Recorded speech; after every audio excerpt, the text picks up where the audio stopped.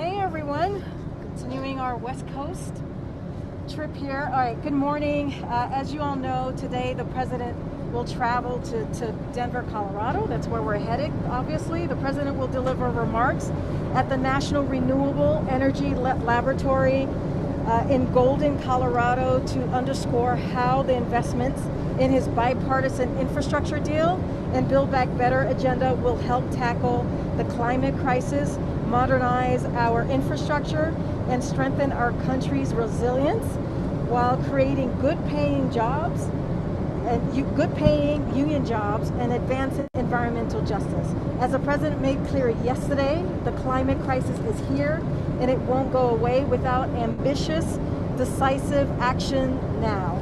That's why we need the bipartisan infrastructure deal and the full Build Back Better agenda, and you'll hear the president speak more to that today. With that, I am happy to take your questions. Thanks, Karine. 2 questions. First, can we get the White House response to the new Woodward and Costa reporting that General Milley was concerned about President Trump potentially going rogue after January 6th, that he took steps to restrict the former president's ability to take a strike?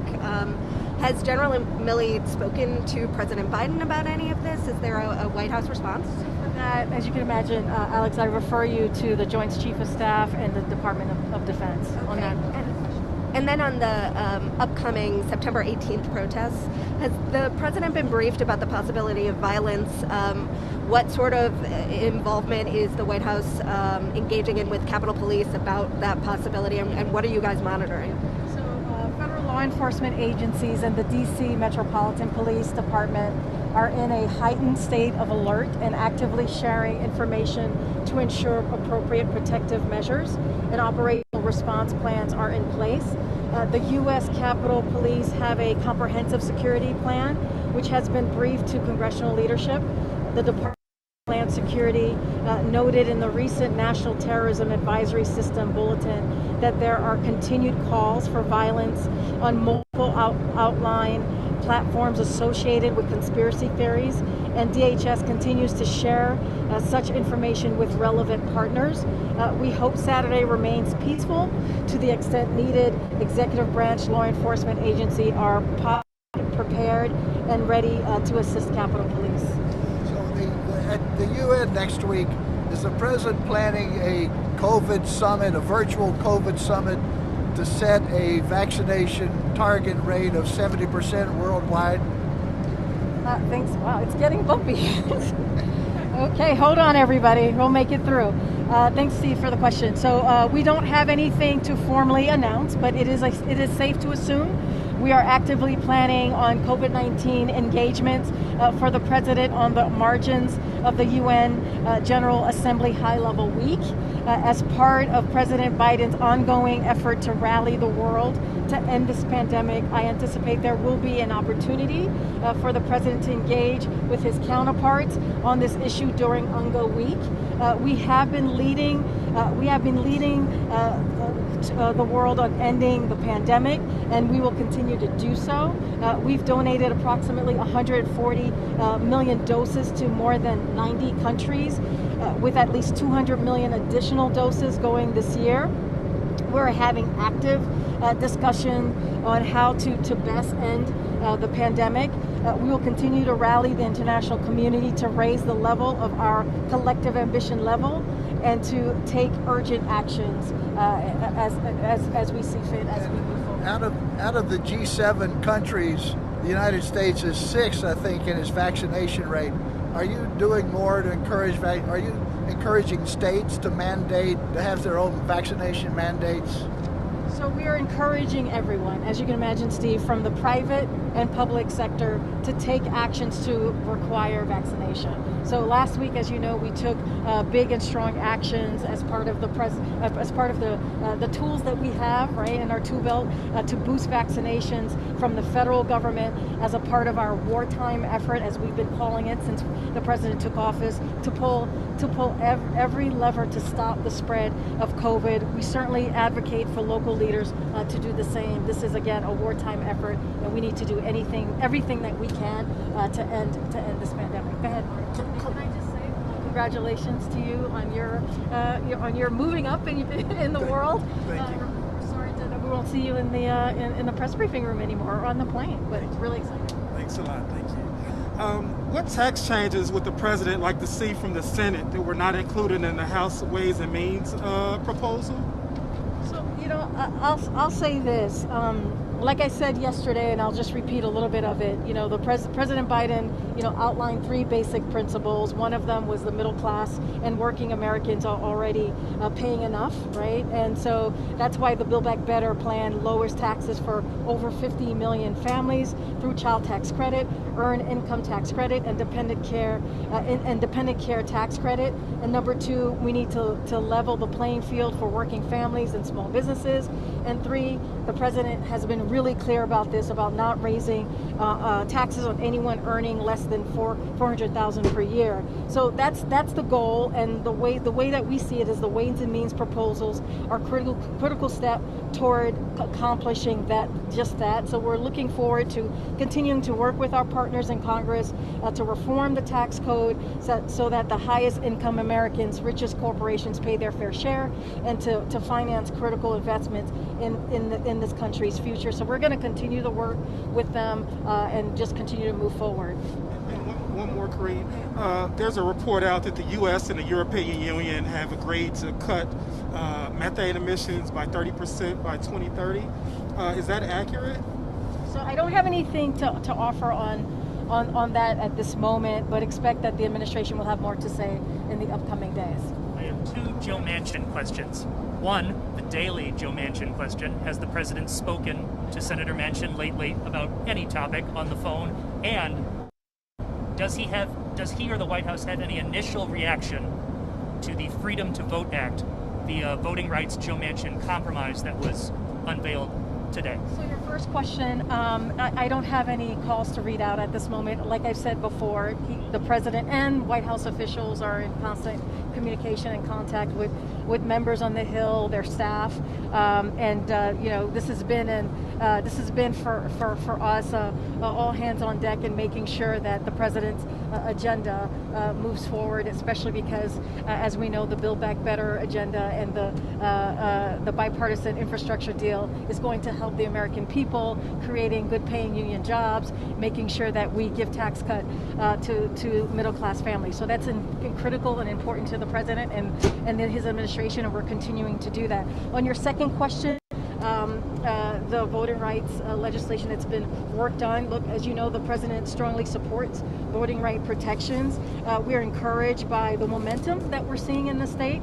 In the Senate, pardon me. And as you know, we have worked closely with Senator Schumer and Speaker Pelosi these past several months on this particular issue. And the president has spoken many times about his outrage on the legislation, the waves of anti-voter laws that he's seeing. He's talked about it in Philly in making a big speech there, in Tulsa, Oklahoma, when we visited there on the 100th commemorative anniversary most recently. So this is something that the president's going to continue to work with Congress on. Just housekeeping question. When might we expect the announcement of the president and first lady getting their booster shots for the COVID vaccine? That's a great question. As you know, this is all another part of ending this pandemic. I don't have anything to share at this time. As soon as we know, we'll be sure to share it with all of you. U.S. intelligence agencies are seeing early signs that al-Qaeda militants are returning to Afghanistan. Has the president been briefed on that? And secondly, if he has, or what's the response of the U.S.? What's the U.S. prepared to do about that? As you know, first of all, on your first part of the question, the president is always normally briefed regularly on during his PDB and on any national security issues. So I don't have anything to call out specifically, but that's something that you all know because we share that. And so, the president has talked about this many times, and so has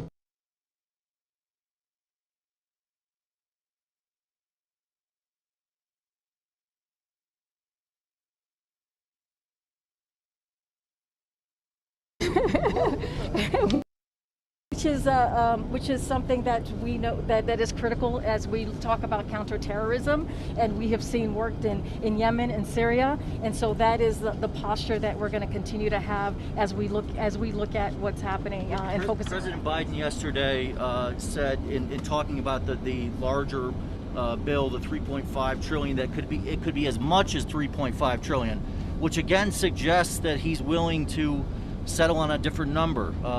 Is 3.5 trillion a hard and fast number for him, or is he willing to take on a lower figure as others like Joe Manchin want? So look, Alex, he supports 3.5 trillion, which is a bill that that he proposed, a legislation that he proposed, and he's going to continue to work with Congress in making that and pushing that agenda through. I'm not going to clearly negotiate from here. That's what we're not going to do. We'll let Congress do their work that they're doing, and we're going to continue working with Congress very closely. But is it fair to say that it's not 3.5 trillion is not a line in the sand, or whatever words you want to use for him? Say is that his Build Back Better agenda, his bipartisan infrastructure deal is important to him, and it's critical because it's going to help the American public by cutting middle class, giving the middle class family, cutting taxes there, and making sure that we lower healthcare prices and all of the things that's important and critical, good paying union jobs. So that's what we're going to continue to focus on. Again, I'm not going to negotiate from here, but this is a piece of legislation that the president is working on and strongly supports and is proud of as we're trying to get this done. You mentioned over-the-horizon strikes as a possibility to deal with al-Qaeda terrorists. Does the White House have any response to the visual investigations that have come out from very prominent outlets like the New York Times and the Washington Post showing that the last over-the-horizon strike in Kabul, as U.S. troops were departing, did in fact not hit a terrorist target? So I know that is still being that the U.S. Central Command is continuing to assess the results of the airstrike in Kabul, which is what you're talking about, the one that happened on August 29th. So I don't want to get ahead of that. We don't want to get ahead of that assessment, and I would refer you to the Department of Defense for anything further on that piece. Also on Afghanistan, can I ask, yesterday my understanding is there was some criticism, I'm thinking of, say, from Senator Bob Menendez, to ensure that more Biden officials participate in these Senate Foreign Relations Committees. My understanding is there's sort of a threat of a subpoena even. What is the White House's response there? The Department of Defense on that, or the State Department, whoever he was speaking of that he wanted to see before the President yesterday spoke about the importance of climate change throughout the day, addressing it. At one point in Cal OES, he talked about how not all of his climate measures got into infrastructure, and he talked about the importance of his reconciliation package. If the climate measures in the reconciliation package are slimmed down, would the president sign it? Let me just say that we're committed to strongly to climate components, both in reconciliation and the infrastructure deal. You saw the president speak to this the entire trip, as you're mentioning, Zolan. We think that they are critical to not just the building back, but building back better, especially when, as President Biden said yesterday, 1 in 3 Americans have experienced some kind of extreme weather event this summer. So climate change, he talked about this, we're in code red, is a real, sorry, it's really bumpy. Hold on, everybody. And this administration feels we can play a key role in preventing it from getting worse. But the Biden climate agenda doesn't hinge on just reconciliation or infrastructure package alone. Rather, it's integrated, as you all know, throughout both, and it is a key part of everything we do in the whole of government effort launched on day one. We are looking at every sector of the economy for opportunities to grow clean energy jobs and reduce greenhouse gas emissions, especially in this decisive decade, all in a way that is consistent with our NDC. Okay. So does that mean it's not a red line then? Does that mean if it is slimmed down that that he would, potentially sign it, and that you would pursue those measures through regulatory action? It's basically what I said at the top, Zolan, which is like he's committed, to climate components in both the reconciliation and infrastructure deal, and he's going to continue to talk about that. He's going to continue to push that forward. But I just wanted to, also add and highlight the actions, the climate actions that we have taken since day one of the administration by rejoining the Paris Agreement, Paris Climate Agreement. That we did that on day one, restoring leadership at home and on the world stage, so that every country understands the urgency that science demands to tackle the climate change. The United States hosted a first ever U.S. Global Summit. As a country, we committed to bold, ambitious climate goals, including reducing emissions from 2005 levels by 50 to 52% in 2030, produce 100% clean electric by 2035, and reaching net zero emissions economy-wide by 2015. And so this is something that he's going to continue to be committed to and use all of the tools at his disposal. And this is, again, a whole of government approach, but he strongly supports the bipartisan infrastructure deal and the Build Back Better deal. One more thing on the Woodward book. Is the president aware of these reports? Is he alarmed by them? And what does he think? I could say this: the president today is focused on his trip today to Denver, Colorado, to talk about what we have just been laying out, the Build Back Better agenda, clearly climate change, and what we saw this past 24 hours in his trip to Idaho and Sacramento. That's the focus of the president right now. One last thing on climate change, given that that's a focus of today, does the White House intend to announce anything formally soon about the president's either in-person or virtual participation in COP26? I don't have anything to announce today on any participation by the president in that. But we are landing, folks. Hold on. Hold on. It has been a rocky road. All right. Thanks, everybody. I'll see you on the ground.